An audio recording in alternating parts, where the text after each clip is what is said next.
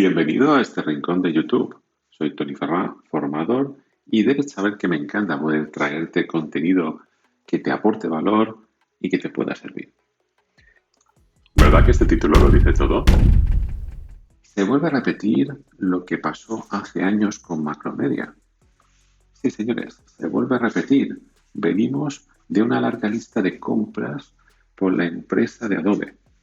Pero no os olvidéis que lo más preocupante es que esta compra por parte de Adobe nos resuena mucho a los veteranos como yo, que se parece realmente a lo que pasó con Freehand de la empresa Macromedia o lo que pasó en otras compras.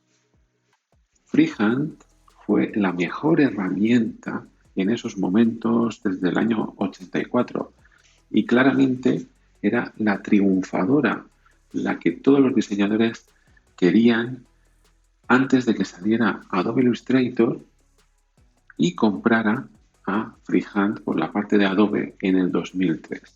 Incluso cuando salió Adobe Illustrator era muy inferior a Freehand. La compra de Macromedia, la compra de Freehand por parte de Adobe, hizo mejorar Adobe Illustrator y eliminar por completo del tablero a Freehand. Y ahí es donde viene mi temor. Volvemos al momento actual. Volvemos a este mal sueño que Adobe compra por 20.000 millones de dólares el software número uno en estos momentos de la industria en el diseño UX, UI, prototipado, diseño de la web, diseño al inicio de las apps, y no nos olvidemos también del complemento que hace unos años se sacó de la manga, que se llama FigJam.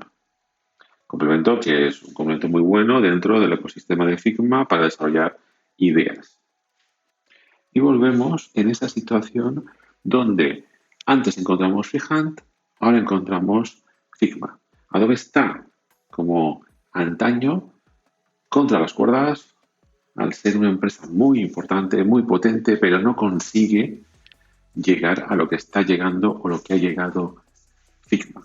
Al no conseguirlo, juegan la baza de la compra, del dinero. Si no puedes vencer, cómpralo.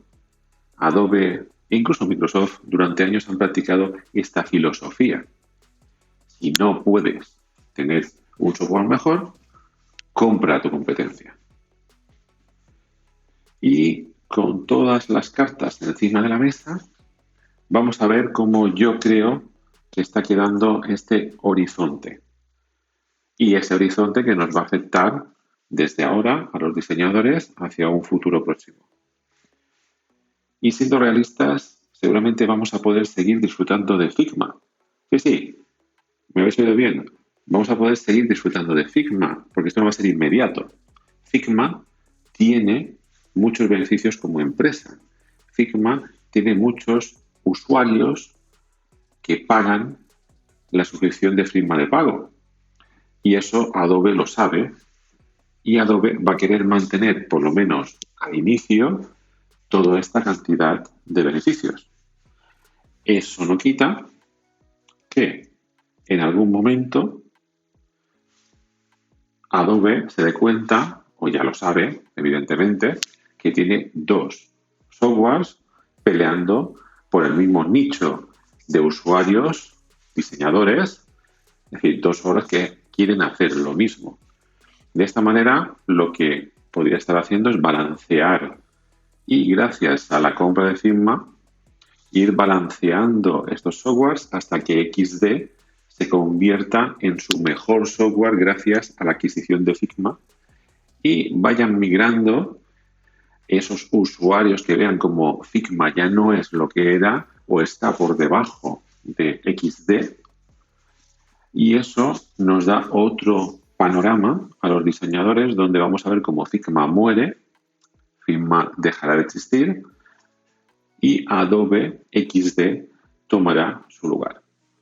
Cuando hace unos días me enteré de la triste noticia de que Adobe compraba Figma, la verdad que para mí fue un día triste. Yo he apostado por Figma desde hace años sobre lo que nos quieren vender, el producto que nos quiere vender Adobe. Y no os equivoquéis, yo he comprado ese producto de Adobe. Yo he trabajado pagando cada mes la mensualidad de Adobe. Es que sé de lo que estoy hablando. Pero llega un momento que, bueno, si un día queréis que os lo explique, pues haré otro vídeo, porque esto se va a alargar mucho. Déjalo en los comentarios, pero sé de lo que hablo.